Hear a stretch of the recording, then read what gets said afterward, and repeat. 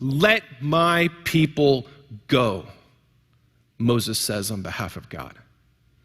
The prophet gives voice when no one will listen. And Jesus' most famous parable is all about this. The Good Samaritan. The Good Samaritan. It's a parable about racial injustice, about racism.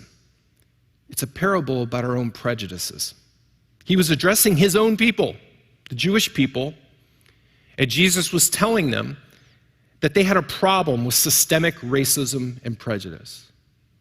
Now, he could have replaced Samaritan with the parable of the good Roman, because they hated them too.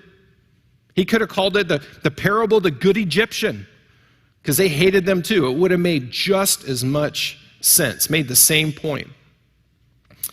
But not because they knew the content of Romans or Egyptians or Samaritans, not that they knew the content of their character, but just because of what they saw on the outside.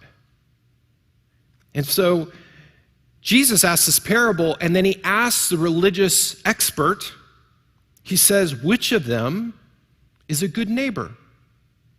Is it the priest or the rabbi who passed by on the other side? Is it the Samaritan who actually helped the guy? And he answers, the one who had mercy. Because this religious expert couldn't even say the word Samaritan. He couldn't even say his name. Just the one who had mercy. See, the kingdom Jesus is ushering in, it has no room for injustice. It has no room for prejudice. And it has no room for excuses. And the truth is, besides Nicodemus and Joseph of Arimathea, the religious elite, the elite in society, didn't really have much time for Jesus. Maybe it's because Jesus was threatening their hold on power. They didn't have any time for Jesus, except maybe Nicodemus and Joseph. He didn't have a lot of followers who came from the elites. And they followed Jesus in secret because they were scared what the rest of the Sanhedrin, the rest of the elites would think. You know, Jesus' disciples, his followers, mostly were pretty simple folk. Many of them who even had some education, like Matthew the tax collector, man, he had a label on him that the rest of culture hated as well. Think about the story of Jesus' life. The people who liked him were labeled sinners. They were labeled sinners in the eyes of everybody else. Who did Jesus say throughout his ministry, who was the person he said had the greatest faith? Who did Jesus say has the greatest faith in all of Israel? It was a Roman officer.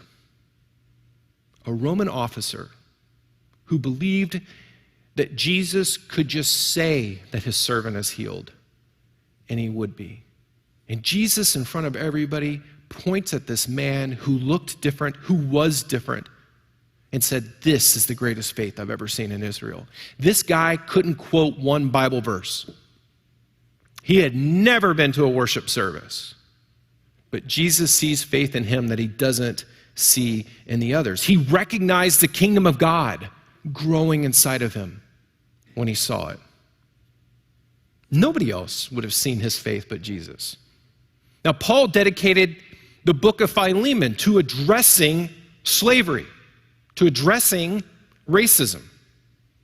And he couldn't send the same letter to everyone in the world, but Philemon was a Christian, and he was a Christian leader. And so, yeah, sure, in Rome, they probably would have just thrown the letter away, but for Philemon, he had become a Christian, a follower of Jesus Christ, somebody whose mission it is to love the world, as God has already loved the world. And so he sends this letter to him, very personal, and says, this runaway slave, not only do I want you to invite him back and to forgive him, that's not enough. I want you to free him, and one better, I want you to make him your brother. That's the call of a Christian, to make him your brother. He doesn't just want social justice from Christians. See, social justice means things are fair. He wants divine mercy and love, which takes it far beyond. You can have laws in a country that are socially just. We need even something better, divine love. Paul is giving voice when no one else will listen. He's begging us to live for heaven now. Now, church, I don't want you to worry. When we get to heaven, all of this strife, all these arguments, all this pain and suffering we're going through, it's all going to get sorted out in heaven. It's all going to get sorted out. All of our sin, all of the selfishness in the world, it's all going to be gone. Times like this, they're not going to happen. And that's amazing. That's amazing that God promises that. But I guarantee you, all of heaven is leaning over the rails right now. All of heaven's leaning over the rails and is watching us and hoping that we'll go across the room, that we'll love somebody who we haven't loved, to go across the campus, to go across the street to somebody who hasn't been easy for us to love, or maybe even somebody that we've hated, somebody who doesn't look like us, and to share our love, to live like heaven is here. Man, that's what they're all watching for in heaven, because everyone in heaven is like, hey, it's awesome here. You should have it there too. Start acting like heaven's already come. And maybe you're at home and you're wondering, like, what can I even do? I don't know what to do. Here's the first thing I would ask you to do. Listen. Listen to the voices that injustice tries to silence. Listen to their voices and hear their stories. That's what Elijah and Elisha did. They gave voice when people refused to listen. They amplified it. And today on our website, we are launching a special section with resources to help us listen. To help us listen. And many of these are trusted pastors from historically black churches and other ministries that we know and love in the Lutheran Church, and they can help us see a fuller picture.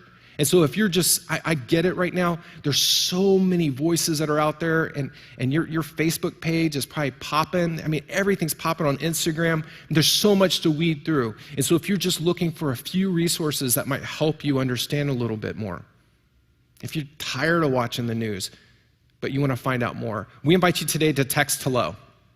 You can text hello today, and this is one of the links that we're going to send you, is a link to the page where these resources are so that you can hear some of these voices so that we can listen together. Because as the church, we want to see a world that is as rich and diverse and as beautiful and is just filled with so much love, just like it is in heaven. And that heaven stuff starts with the church doing our part.